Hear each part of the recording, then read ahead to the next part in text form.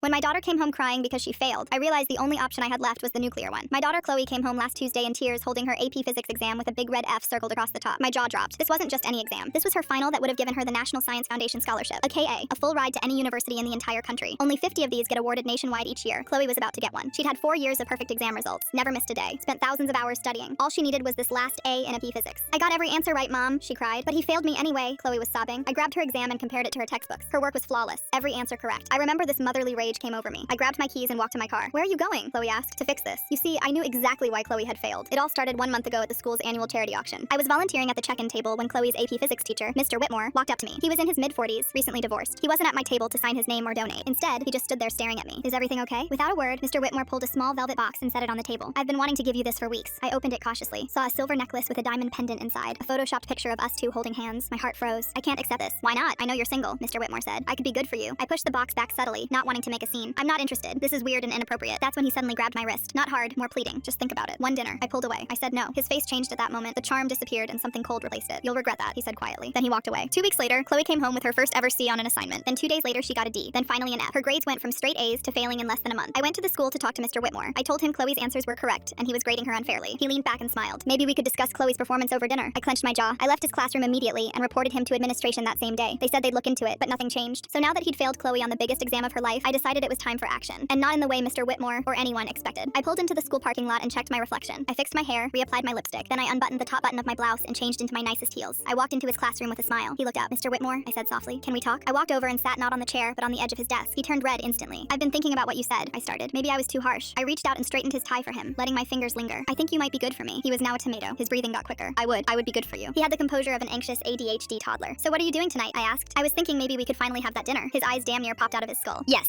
we can have that dinner. Marcello's, 7:30. You can order whatever you want. I'll pay and book right now. I smiled one last time at him. I'll be there. Then I hopped off his desk and walked out. He had no idea what I was planning. I told Chloe while getting ready. She couldn't stop laughing. My phone buzzed all afternoon. Can't wait for tonight. 7:10. My Whitmore was texting. I'm here early. Got us a table in the back. Ordering wine right now. I chuckled and grabbed my purse. I parked near the restaurant and adjusted my outfit. Then I got out of my car and started walking in. I saw Mr. Whitmore immediately, sitting at a romantic candlelit corner table. He had 2 glasses of wine already poured. My favorite wine too, which I still don't know how he found out. He had bruschetta spread across the table. He was adjusting his tie when he looked up and saw me. His face just lit up. Then he saw who was beside me. Principal Hernandez, his boss. The color on his face drained completely. What is this? I sat down across from him. Mr. Whitmore, I told Principal Hernandez what you've been doing to Chloe. I don't know what you're talking about. You've been failing her because I rejected you, I said loudly for everyone to hear. Mr. Whitmore's face went pale with fear and embarrassment. That's insane. I would never. I pulled out my phone and pressed play. His voice filled the restaurant. Maybe we could discuss changing Chloe's grades over dinner. I'd have to knock a few others down to make the curve work. But for you, I'd do it. The tables around us went silent. People turned to stare. You manipulated me, he yelled. No, I gave you exactly what you wanted. A date. Principal Hernandez stood. You're suspended immediately. Mr. Whitmore was practically crying. I walked out without another word. He was fired 2 weeks later. Chloe's exam was regraded and she got the scholarship.